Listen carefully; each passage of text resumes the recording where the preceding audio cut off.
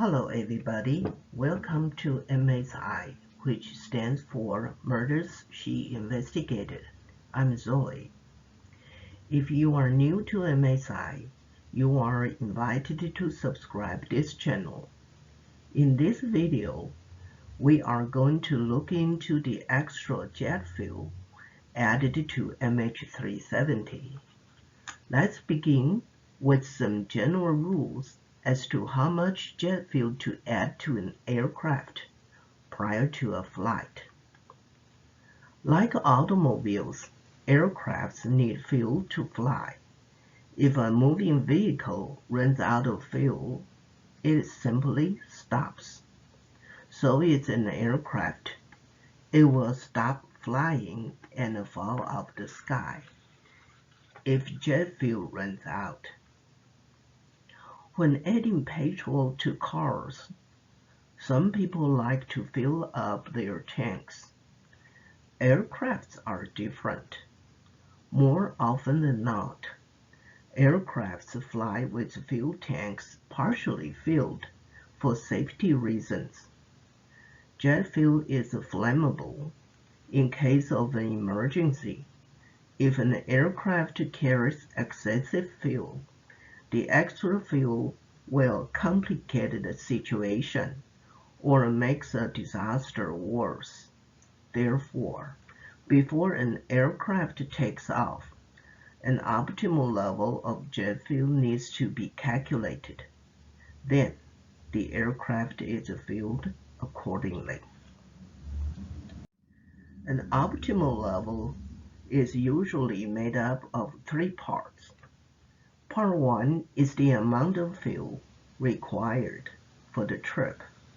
Part 2 is fuel needed to fly to an alternate airport in case necessary. Part 3 is a reserve. A typical reserve is the amount of fuel that enables the aircraft to fly another 30 minutes. Now, let's take a look at the MH370 fuel situation. It takes 5 hours and 34 minutes to fly from Kuala Lumpur to Beijing. At this flight time to the 30-minute reserve, the optimal fuel level for MH370 should be an amount of fuel to enable the aircraft to fly 6 hours, 4 minutes, plus fuel necessary to fly to its alternate airport.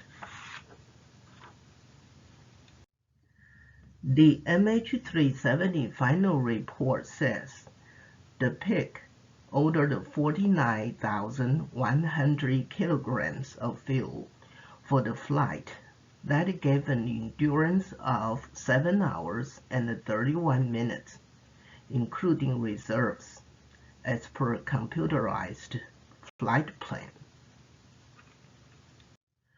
We have previously obtained the optimal level for MH370 should be an amount of fuel to fly 6 hours, 4 minutes, plus fuel necessary to fly to its alternate airports.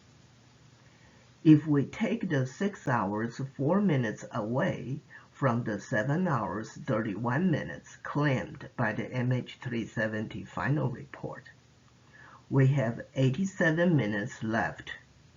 The 87 minutes were meant for the alternate airports. Something is not right here. In China, there are a number of airports that are, more or less, within 30 minutes flying time from Beijing. If we allow 60 minutes, there are even more choices for the alternate airports. Why would anybody pick an alternate airport almost 90 minutes away from Beijing? The MH370 final report says the jet fuel was ordered by, quote, the peak, unquote, as per the, quote, computerized flight plan, end quote. PIC is an abbreviation for Pilot in Command. In our case, it points at Zaharie. The Zaharie picked an alternate airport that was 90 minutes away from Beijing. For commercial airlines, the fuel calculation formulas should have been reviewed, approved, authorized, and stored in their computerized system. The system should automatically calculate the fuel required for routine flights based on the filed flight plans. Was the alternate airport for MH370 given by Malaysia Airlines computerized system? According to the MH370 final report, MH370 had two alternate airports. The first was Jinan Yaoqiang International Airport, 46 minutes away from Beijing. The second was Hangzhou Shaoshan International Airport, which would take 105 minutes to fly to and consumes 10,700 kilograms of fuel. Let's Google a map of China to find out the locations of this airport. On the screen, you will note the green tag at the top. It indicated Beijing. The two red tags below are the alternate airports just mentioned. Notice that Beijing is in northern China and Hangzhou is in southern China. If Hangzhou Shaoshan International Airport was given by Malaysia Airlines computerized system, then the system warranted an immediately review and fix. Let's check Malaysia Airlines computerized system. We can do so by reviewing three documents generated by the system relating to MH370. The first document is the filed flight plan. Here is a copy from the MH370 final report. You can tell the contents are coded. Fortunately, the MH370 final report offered interpretation. Let's look at the first line at the top. The 070444 is UTC. UTC is an abbreviation for Coordinated Universal Time. To convert UTC into Malaysia local time, simply add 8 hours to it. It then becomes 071244, meaning 12 and 44 minutes of March 7th. In other words, the flight plan for MH370 was transmitted and became official at 12:44 on March 7th of 2014, Malaysia time. To look for the alternate airports, go to the fourth line from the bottom. You will see ZBAA 0534, ZBTJ, ZBSJ. Firstly, let's decode ZBAA 0534. ZBAA is the ICAO code for Beijing Capital International Airport, the destination for MH370. The 0534 is the estimated flight time, 5 hours and 34 minutes. ZBTJ is Tianjin Binhai International Airport. ZBSJ is Shijiazhuang Zhending International Airport. The two were alternate airports for MH370. Notice anything different? The pair of alternate airports shown on the filed flight plan are not a G9 Yaochang International Airport and the Hangzhou Xiaoshan International Airport mentioned earlier. Apparently, the alternate airports were altered on March 7th after 12:44. The alteration is a bit suspicious. If it is legitimate, the MH370 final report should have provided the updated version instead, but the flight plan filed at 12:44 is the only version given. Let's use yellow tags to indicate on the same map the two alternate airports shown in the flight plan. Now look at the screen. By comparison, it is apparent that the yellow pair are much more reasonable than the red pair. The second document we should review is fuel analysis. On the screen is a copy from a third party. The contents has been checked and are consistent with the MH370 final report. Let's begin with the top section. The block to the left indicates the document is for MH370. To the right, at the top, it gives the issuing date and time of the document. The 15:05 is UTC.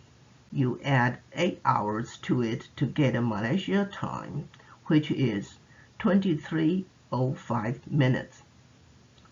Further to the right, the alternate airport is shown in the middle of the block.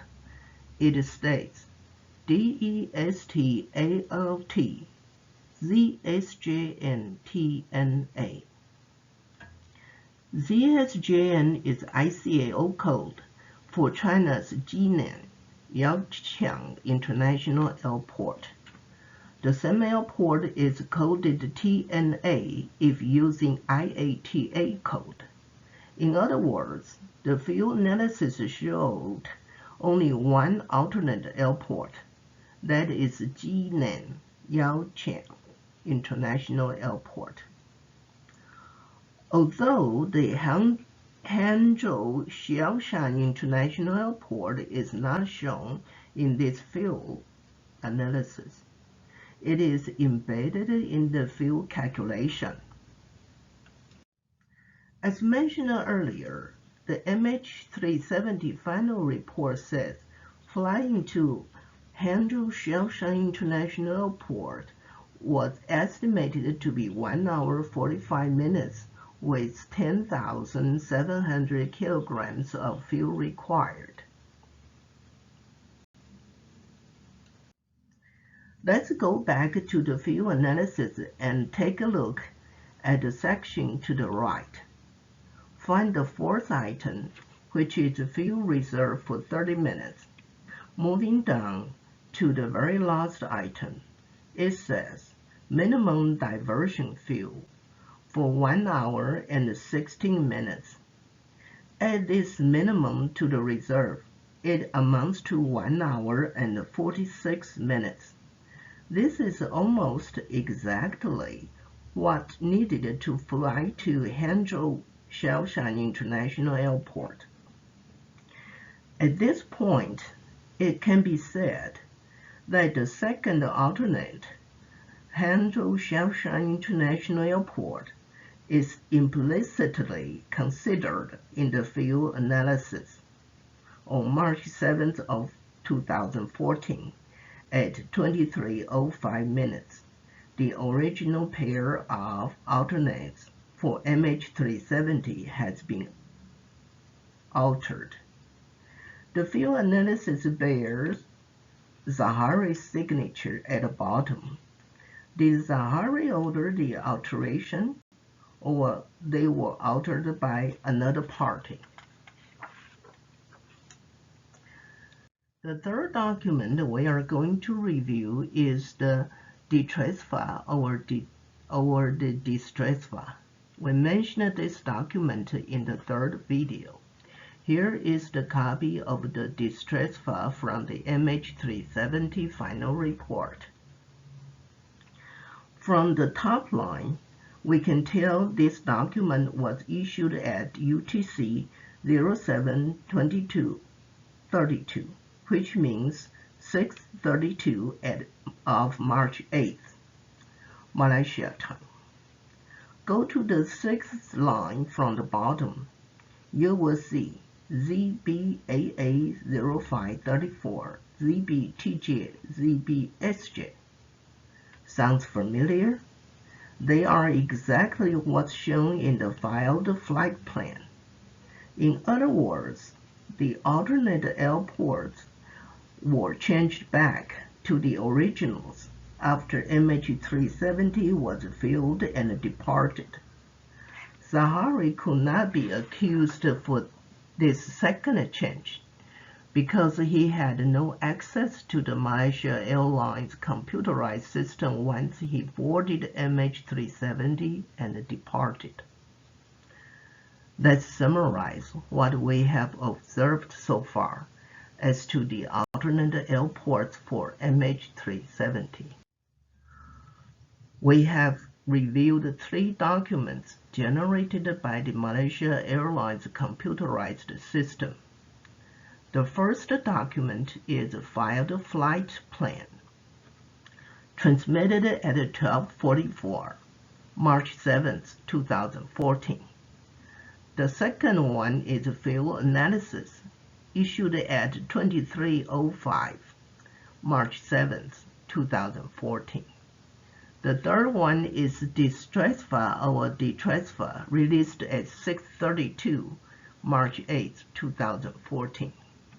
All three documents noted alternate airports for MH370. The alternate airports shown on the first and third document are the same. They are ZBTJ, ZBSJ. The alternate airports for the second document are different. They are ZSJ and ZSHC.